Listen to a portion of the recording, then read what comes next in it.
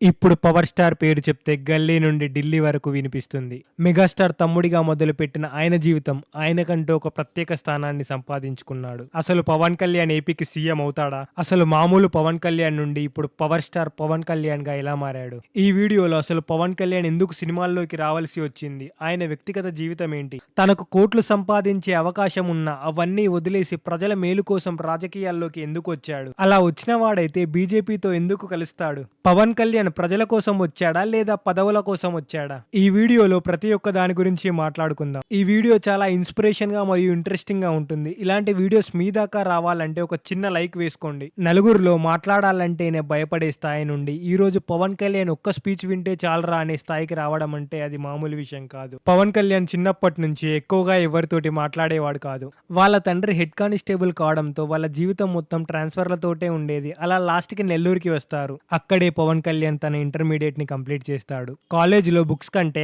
ఆటోబయోగ్రఫీసే ఎక్కువగా చదివేవారు. అందులో చెగువీరా జీవితం నుండి చాలా విషయాలు నేర్చుకున్నా అని పవన్ కళ్యాణ్ గారు చెప్పేవారు. అలా తన కాలేజ్ టైంలోనే కరాటీ బ్లాక్ బెల్ట్ ని సాధిస్తాడు. పవన్ కళ్యాణ్ అప్పటికి ఇప్పటికి చాలా చేంజ్ అయ్యారు. ఈయన హీరో ఏంట్రా అన్న పేరు చెప్పుకొని వచ్చాడు అన్న ప్రతి ఒక్కరికి తన గెలుపుతోనే సమాధానం చెప్పాడు. పవన్ కళ్యాణ్ 1971 సెప్టెంబర్ 2 ఆంధ్ర బాపట్ల అనే గ్రామంలో జన్మించాడు. తండ్రి కొణిదెల వెంకటేశ్వరరావు, అంజనాదేవికి ముగ్గురు కొడుకుల్లో చిన్న కొడుకుగా జన్మించాడు. నిజానికి పవన్ కళ్యాణ్ కి యాక్టింగ్ అంటే అసలు ఇంట్రెస్టే లేదు. ఇంట్లో నలుగురుంటే బయటికి రావడానికే చాలా భయపడేవాడంట. పవన్ కళ్యాణ్ గారికి అది సాధించాలి ఇది సాధించాలి అనే కోరికలు ఉండేవి కాదంట. జస్ట్ నేను బ్రతికుంటే చాలు అదే మహాభాగ్యం అన్నట్టు ఉండేవాడు. అప్పుడు చిరంజీవి గారు బలవంతం చేసి పవన్ కళ్యాణ్ గారిని సత్యనాథెల్లా దగ్గరికి యాక్టింగ్ నేర్చుకో అని పంపాడు. అప్పుడు మొదలైంది ఆట. తన 27 ఏళ్ల వయసులో ఈవి సత్యనారాయణ డైరెక్షన్ లో అక్కడమ్మా ఇక్కడబ్బాయి అనే మూవీతో ఎంట్రీ ఇచ్చాడు. ఈ సినిమాతో మెగాస్టార్ తమ్ముడిగా ఇండస్ట్రీకి పరిచయం అయ్యాడు. ఈ మూవీ యావరేజ్ టాక్ తో నడిచింది.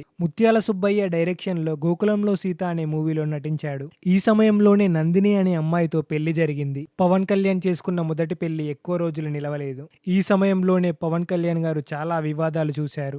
ఆ తరువాత సుస్వాగతం 1998లో రిలీజ్ అయింది. ఈ సినిమాతో పవన్ కళ్యాణ్ యూత్ కి మరియు ఫ్యామిలీ ఆడియన్స్ కి దగ్గరయ్యాడు. 1999లో అరుణ్ డైరెక్షన్ లో వచ్చిన తమ్ముడు మూవీ కిక్ బాక్సింగ్ అనే కాన్సెప్ట్ తో వచ్చింది. ఇక మన ఫేవరెట్ డైరెక్టర్ ఎస్జే సూర్య గారు డైరెక్ట్ చేసిన ఖుషీ మూవీ పవన్ కళ్యాణ్ గారి జీవితంలోనే బిగ్గెస్ట్ బ్లాక్ బస్టర్ గా నిలిచింది. ఈ మూవీతో ఒక డిఫరెంట్ మేనరిజం స్టైల్ ని సంపాదించుకున్నాడు. ఇక 2003లో పవన్ కళ్యాణ్ గారి ఒక మూవీ రాసుకొని డైరెక్ట్ చేశారు. ఆ సినిమానే జానీ. చాలా ఎక్స్పెక్టేషన్స్ తో వచ్చిన ఈ సినిమా పెద్ద డిజాస్టర్ గా అయింది. ఆ తర్వాత వచ్చిన గుడుంబ శంకర్, బాలు, బంగారం, అన్నవరం, జల్సా, కొమరం పులి, తీన్మార్, పంజా అన్ని సినిమాలు ఫ్లాప్ అయ్యాయి. ఒక 10 సంవత్సరాలు ఒక్క సినిమా కూడా హిట్ చూడని హీరో ఎవరైనా ఉన్నారంటే అది పవన్ కళ్యాణ్ గారే. వేరే హీరోస్ అయితే ఇక సినిమా జీవితం ఆపేద్దాం అనుకునేవాళ్ళు. అప్పుడు వచ్చింది 2012లో గబ్బర్ సింగ్. ఈ సినిమా హరీష్ గారు డైరెక్ట్ చేశారు. అటు క్లాస్ ఆడియన్స్ ని ఇటు మాస్ ఆడియన్స్ ని ఇద్దరిని కవర్ చేసి ఇండస్ట్రీకి ఒక బ్లాక్ బస్టర్ ని ఇచ్చారు. ఆ తర్వాత వచ్చిన కెమెరామ్యాన్ గంగతో రాంబాబు అంతగా ఆడలేదు. సినిమా బాగున్న ప్రేక్షకులకు అంతగా ఎక్కలేదు. ఇక 2013లో వచ్చిన అత్తారింటికి దారేది మూవీ పవన్ కళ్యాణ్ ఫిలిమ్స్ లోని టాప్ కలెక్షన్ మూవీగా మారింది. ఈ సినిమా రిలీజ్ కి ముందే 90 నిమిషాలు ఇంటర్నెట్ లో వీడియోస్ రిలీజ్ అయ్యాయి. దాంతో ఆ మూవీ ప్రొడ్యూసర్ ప్రసాద్ గారికి హార్ట్ అటాక్ వచ్చింది. అప్పుడు పవన్ కళ్యాణ్ గారు మీరు భయపడకండి, ఏమైనా జరిగితే మేము చూసుకుంటామని చెప్పాడు. మూవీ ఖచ్చితంగా హిట్ అవుతుంది, నా అభిమానులు ప్రేక్షకులు ఖచ్చితంగా ఈ సినిమాని ఆదరిస్తారని చెప్పాడు. అలా అనుకున్నట్టే సినిమా లీక్ అయిన ఇండస్ట్రీలోనే హైయెస్ట్ గ్రాస్ కలెక్టెడ్ మూవీగా అయింది. పవన్ కళ్యాణ్ గారు ఇప్పుడు రాజకీయాలు చూసుకుంటూనే సినిమాలు కూడా తీస్తున్నారు. ఇప్పుడు పవన్ కళ్యాణ్ రాజకీయ జీవితం గురించి తెలుసుకుందాం. పవన్ కళ్యాణ్ కంటే ముందే మెగాస్టార్ చిరంజీవి గారు 2008లో ప్రజారాజ్యం అనే పార్టీని స్టార్ట్ చేశారు. చిరంజీవి గారు ఈ పార్టీ పెట్టడం వల్ల చాలా విమర్శలు వచ్చాయి. ఒకసారి చిరంజీవి ప్రజారాజ్యం గురించి ప్రచారం చేస్తుంటే ఒకడు గుడ్డుతో చిరంజీవి గారిని కొట్టాడు. అప్పుడు చిరంజీవి గారు ఏమీ అనలేదు. చిరంజీవి గారికి సర్దుకుపోయే గుణం చాలా ఎక్కువ. మంచి చేద్దామని రాజకీయాల్లోకి వస్తే ప్రజలకు అంతగా నచ్చలేదు. ఇక ప్రజారాజ్యం పార్టీని చిరంజీవి గారు ఆపేశారు. అన్న చేసిన ప్రతి ఒక్కటి గమనించిన పవన్ కళ్యాణ్ గారు జనసేన మార్చి 14, 2014లో మొదలు పెట్టారు. అనుకున్న లక్ష్యం చేరే వరకు పోరాడతా అని పార్టీని మొదలు పెట్టాడు. 2019లో ఎన్నికల్లోకి దిగారు. మా పార్టీ సిద్ధాంతాన్ని చూసి ఓటు వేయండి, మేము డబ్బులు మందు పంచము అని చెప్పిన ఏకైక నాయకుడు పవన్ కళ్యాణ్ గారు. 2015లో 34 కిడ్నీ కేసులు నమోదైతే ఒక్కరు కూడా పట్టించుకోలేదు. పవన్ కళ్యాణ్ గారు వాళ్ళ దగ్గరికి వెళ్ళి ప్రతి ఒక్కరికి సాయం చేశారు. 2019 ఎన్నికల్లో జనసేన 170 స్థానాల్లో 140 స్థానాల్లో పోటీ చేశారు. అందులో పవన్ కళ్యాణ్ గారు భీమవరం, కాచిగూడ 2 స్థానాల్లో పోటీ చేశాడు. కానీ పవన్ కళ్యాణ్ గారు 2 చోట్ల ఓడిపోయారు.